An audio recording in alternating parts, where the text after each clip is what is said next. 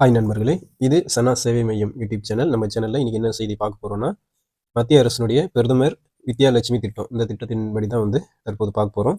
அதுக்கு முன்னாடி நம்ம சேனலை சப்ஸ்கிரைப் பண்ணாதவங்க சப்ஸ்கிரைப் பண்ணிக்கங்க, ஃபாலோ பண்ணிக்கங்க. மத்திய அரசு புதுசாக ஒரு கடன் திட்டத்தை அறிவிச்சிருக்காங்க. அதுக்கு மத்திய அமைச்சரவை நவம்பர் 6ஆம் தேதி ஒப்புதல் கொடுத்துருக்காங்க. அந்த திட்டத்தை பற்றி தான் தற்போது நம்ம பார்க்க போகிறோம். என்ன திட்டம் அப்படின்னா, பிரதமர் வித்யாலட்சுமி அப்படிங்கிற இந்த ஒரு திட்டத்தை மத்திய அமைச்சரவை ஒப்புதல் கொடுத்துருக்காங்க. அதாவது கல்வியில் சிறந்து விளங்கக்கூடிய மாணவர்களுக்கு பொருளாதாரம் ஒரு தடையாக இருந்தாலும் அவங்க மேற்கொண்டு கல்வியை பயில முடியல, படிக்க முடியலங்கிற சூழல் பொதுவாகவே நாட்டில் இருந்துகிட்ருக்கு. அதனால் அவங்களுக்கு கல்வி கடன் கொடுத்து மேற்கொண்டு படிப்பு அவங்க தொடரணும், அதை மேற்கொண்ட படிப்பு அதிகமான முறையில் அவங்க சேர்ந்து படிக்கணும் அப்படிங்கிற அடிப்படையில் தான் மாணவர்களுக்கு கடன் வழங்கும் ஒரு திட்டத்தை மத்திய அரசு செயல்படுத்திருக்காங்க.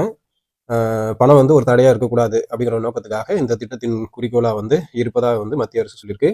இந்த திட்டத்தின் மூலமாக வங்கிகிட்டேன்னு மாணவர்கள் கடன் பெற உத்தரவாதம் எதுவும் அளிக்க தேவையில்லை. ஏதோ டாக்குமெண்ட்டு, வீட்டு பத்திரம், நிலப்பத்திரம், நகை அந்த மாதிரி எதுவுமே நீங்கள் உத்தரவாதம் வழங்காமலே நீங்கள் கல்வி சான்றிதழ் அதை வச்சே நீங்கள் கடன் வாங்கலாம். உங்களோட ஐடி ப்ரூஃப் வச்சு கடன் நீங்கள் வாங்கிக்கலாம் அப்படின்னு சொல்லியிருக்காங்க. இந்த திட்டத்தின் மூலமாக உயர்கல்வி பயில நாட்டின் உயர்தர கல்வி நிறுவனங்களில் சேரும் 7 லட்சம் புதிய மாணவர்கள் பயனடைவாங்க அப்படின்னு சொல்லிட்டு மத்திய அரசு சொல்லியிருக்கு. இந்த திட்டத்துக்காக 2024, 2025 ஆண்டு முதல் 2030, 2031 வரையிலான காலகட்டத்துக்கு 3600 கோடியை நிதி ஒதுக்கீடு செஞ்சுருக்காங்க. கல்வியில் சிறந்து விளங்கும் மாணவர்கள் இந்தியாவில் உள்ள தலை சிறந்த உயர்கல்வி நிறுவனங்களில் அது ஒரு பட்டியல் வெளியிட்டிருக்காங்க. அந்த பட்டியலில் முதல் 860 நிறுவனங்களில் சேர்ந்து பயில இடம் கிடைத்தால் மேற்கண்ட மாணவர்கள் இந்த திட்டத்தில் கல்வி கடன் பெற்று பயனடையலாம் அப்படின்னு சொல்லியிருக்காங்க. அதன்படி ஆண்டுதோறும் 22 லட்சத்துக்கு மேற்பட்ட மாணவர்கள் பயனடையலாம் அப்படின்னு சொல்லியிருக்காங்க. மேற்கண்ட மாணவர்களுக்கு பிரதமர் வித்யாலட்சுமி திட்டத்தின் கீழே 75% மத்திய அரசின் கடன் உத்தரவாதத்துடன் 7.5 லட்ச ரூபா கடன் வழங்கப்படும் அப்படிங்கிற மாதிரி சொல்லியிருக்காங்க. அதே போல குடும்பத்தின் ஆண்டு வருமானம் 8 லட்சம் வரை இருக்கும் மாணவர்கள் பிரதமர் வித்யாலட்சுமி திட்டத்தின் கீழே 10 லட்ச ரூபா வரையும் கடன் பெறலாம்.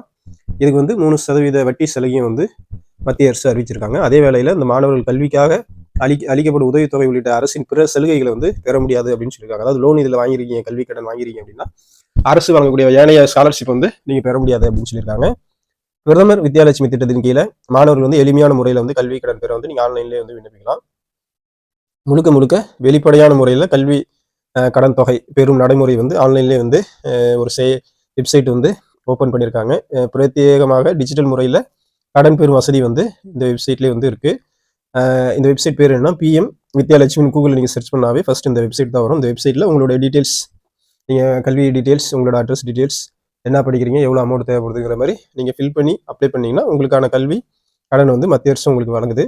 அதனால் கல்வியில் மேற்படிப்பு படிக்க விரும்பக்கூடிய மாணவர்கள் உங்களுக்கு பொருளாதாரம் ஒரு தடையாக இருந்துச்சுன்னா மத்திய அரசு வழங்கக்கூடிய இந்த கல்வி கடன் திட்டத்தில் சேர்ந்து நீங்கள் பயனடைஞ்சிக்க. நண்பர்களே, இந்த செய்தி பயனுள்ளதாக இருந்தால் மற்ற நண்பர்களுக்கு ஷேர் பண்ணுங்கள். நம்ம சேனலை சப்ஸ்கிரைப் பண்ணுங்கள். நன்றி.